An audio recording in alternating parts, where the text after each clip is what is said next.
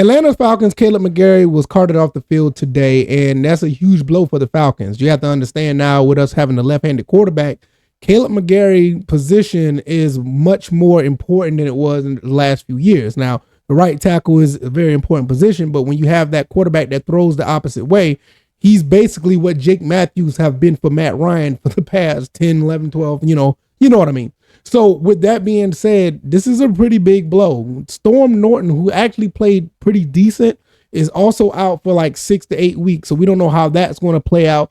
But right now we have Elijah Wilkerson, which is a veteran, but he's no Kaleb McGary. So there's a lot of things with this situation has some people on edge.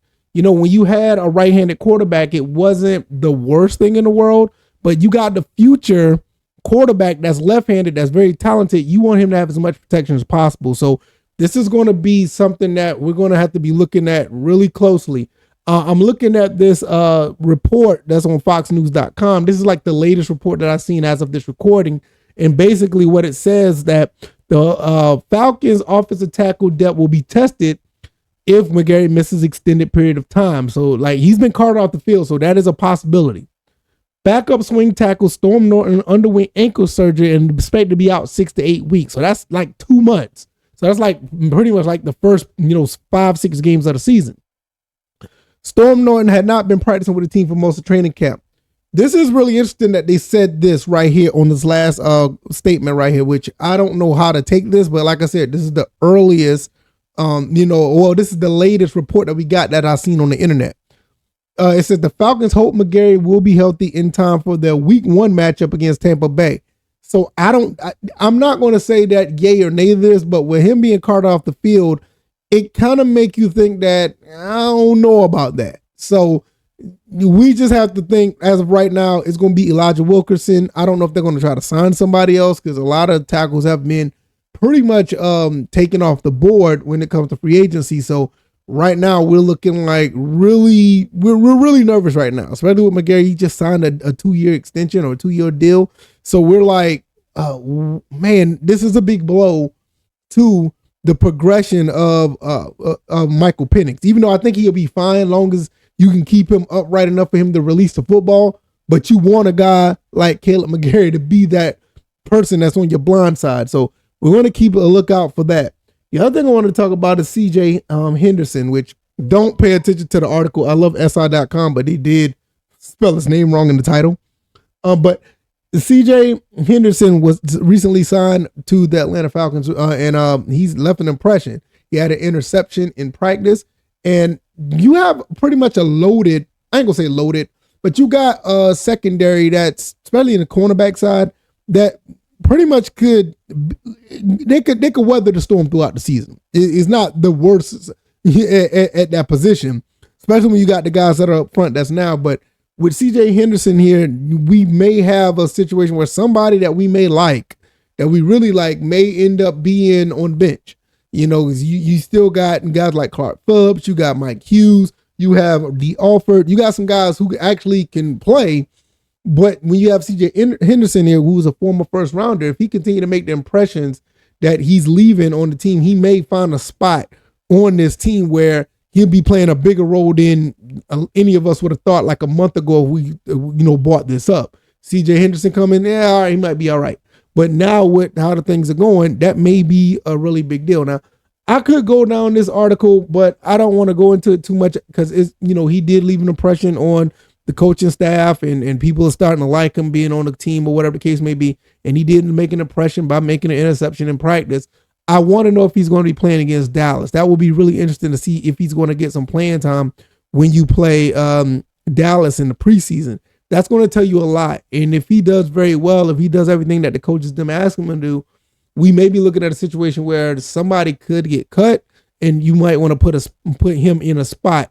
And that wouldn't be a bad thing at the end of the day. Like I said, you got Clark Phillips, you got Mike Hughes, you even got Kobe Bryant, the guy from Kansas, which is on the team. I think with those 3 guys, and then you throw in CJ Henderson, you may find a spot for him. And it doesn't necessarily have to say that a cornerback will get cut or anything. It could be another position that we may not use anymore. Or we may not need at depth anymore. So it still could be a possibility. Me personally, I think that he should be on the team. I think he's a pretty good talent, and I think he'll fit well with the likes of, of AJ Terrell, Jesse Bates, Xavier Watts, even Billy Bowman, and Clark Phillips. I think he'll fit well with the rest of the guys, but you just have to figure out how they're going to maneuver this in how it's going to work. Now, they didn't sign him for no reason. I mean, they signed him for a reason. So this could be a situation where they really want him on the team, and putting him out there to play on this with this roster.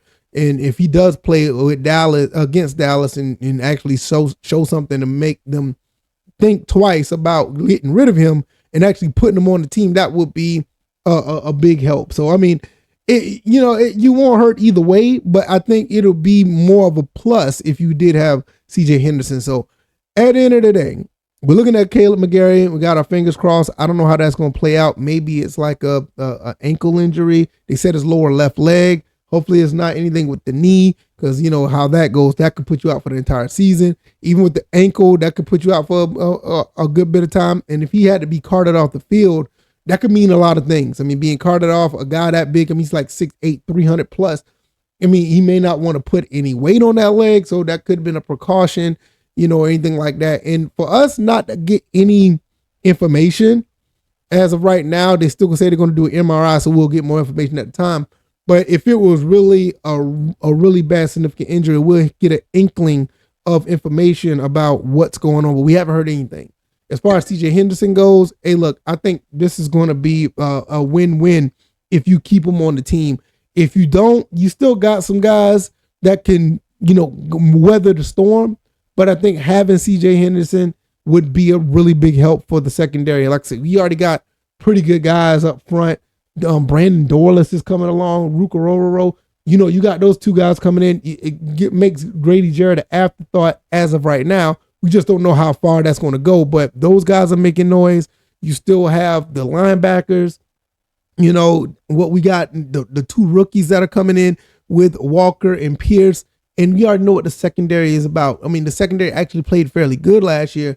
Things started to fall apart because the defense just wasn't necessarily there. But the talent, and once you got the right coordinator and the right players in the right position, I think we're going to be fine. And adding CJ Henderson to that helps tremendously. So that's all I got here. Let me know what you guys think.